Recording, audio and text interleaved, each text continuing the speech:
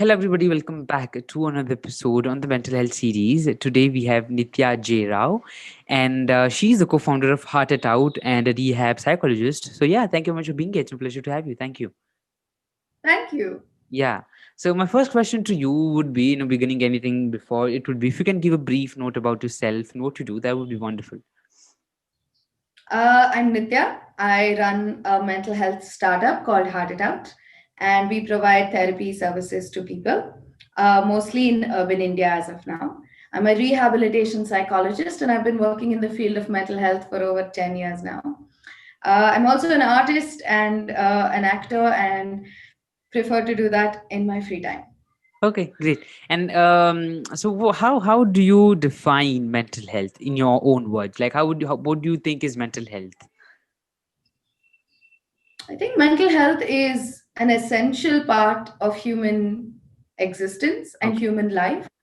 And mental health is very important for us to be better people.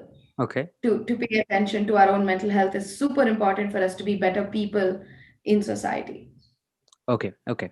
So, can you just give a brief note about today's topic and what we're going to speak about? It was very interesting that you asked me to speak about unemployment and mental health. It's very untouched as a topic because most people think that unemployment is a socio-economic problem, but it's not just a socio-economic problem, it's also a mental health issue in the sense that not only does unemployment affect the people um, who are experiencing it in stressful ways, but it's also that that terrible mental health creates so much unemployment as well, so much attrition, stress based quitting of jobs. So I think it's a very complex issue. Okay, okay. And what does mental health, at a personal level, cause somebody and their mental health issues? What does it cause to their mental health? What do you mean unemployment? How Yes. does it affect a Yeah. person's Yeah. mental health? Honestly, the stress of having to live in a capitalistic society without a job is just very high, right? The financial implications of it, of not being able to pay your rent or not being able to afford food is super high. But on the other hand, there is also other nuanced feelings that we don't take into account. Like for a lot of people, their job is their source of self-worth. So not having one really creates shame, really creates like not having dignity of labor creates a lot of guilt, a lot of distress in people's lives. Yeah. And people don't live in silos, so there are always other people asking, where do you go get a job, what's your package like, are you, like nobody ever says are you happy with where you're at. But for everybody there is a growth in their career, and to not to have that disrupted by, like for example, a pandemic or something like this is really distressful for people. It is bound to cause so many stress related disorders, bound to cause so many anxiety related disorders, definitely has an implication in the development of depression. So yeah, it's very serious as an issue. Okay, okay. And what does it cost? How does it distresses? As for like if we speak about the economical condition, maybe it affect, when there is an employment in the country, any country, let it be, it causes some stress even on the people who are are the representatives of the country, or are ruling parties or whatever. So what does it cost to them when there are rising unemployment numbers? Um, it's very interesting, right? Because we're always very quick to blame the government and say the government didn't provide jobs. But it's not that simple as the government didn't provide jobs. and it's very, very complex. Like, there are jobs, but there aren't enough qualified people to take up those jobs. Sometimes there are no jobs, sometimes there are so many unfulfilled jobs. Like, the government has something called a special employment exchange, where people with disabilities can list themselves and get jobs from the government, but not many people are even aware of it. So Mm. in school, nobody taught us about special employment exchange. Also, considering that we're living in a country that doesn't even have social security, means that for a lot of people, they have to take menial jobs or jobs below their educational qualification.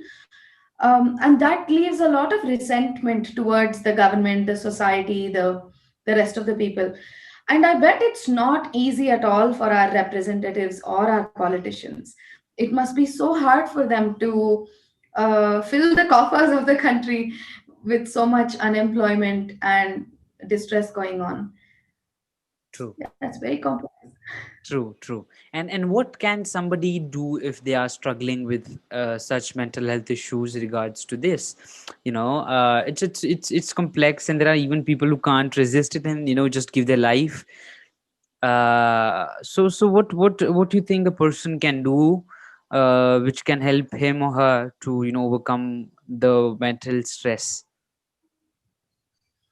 Like, I'm a huge proponent of therapy. So I would always say sit with somebody you love, or somebody who loves you and cares for you, to create like a plan for your life. Don't go at it blindly.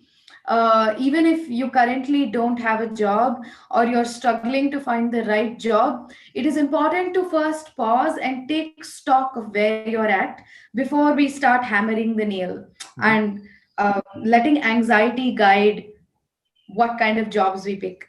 Especially in our country, most of the youth is not allowed to pick their own choices of education. Yeah. But after you do graduate from engineering or medicine or whatever it is okay for us to take some time and figure out where our passions lie. It is okay for especially the youth, because 18 is not, as much as we are legal adults at that point of time, we're not so fully formed as people who can take career decisions for ourselves and stick with it for the next 50, 60 years. Hmm. It's okay to make a change. It's okay to take a gap year. It's okay to take a step back in order to take a step forward. So I would say really choose therapy or a mentor or a guide who can help you make sense of this career in your mind. One, two, never give up opportunities to upskill. Always study more, read more. Every time there is 5 minutes, maybe listen to a podcast. If there is 10 minutes, maybe go read something on Khan Academy. And upskilling always helps us, opens up avenues in other career spaces. Yeah. Like for you right now, I don't know what you do in your real life, but look at you, like in the middle of a pandemic, you're trying to do a Zoom podcast. This is huge, Yeah. right? You're initiating something, you're a self-starter. That's great. So I would say setbacks are natural Hmm. of life, Okay. but we don't have to give in to it. Not before trying all the avenues to make it better. True. Yeah. Very true. And before ending up, I would just wish if you can leave a last message or any kind of message you'd like to leave over here before ending up this session. Hmm. It's hard to believe so, but there is always hope. True. It is not my job to tell you what to do or what not to do in your life, but it is my job to say that we're all in the same boat, and the world works like Hogwarts. So ask for support and you shall receive it. True. So true. Yeah. So thank you very much. It was a very wonderful and a small session which I enjoyed personally. And thank you very much for being here. It was a pleasure to have you. Thank you. Thank you so much. Have a beautiful day.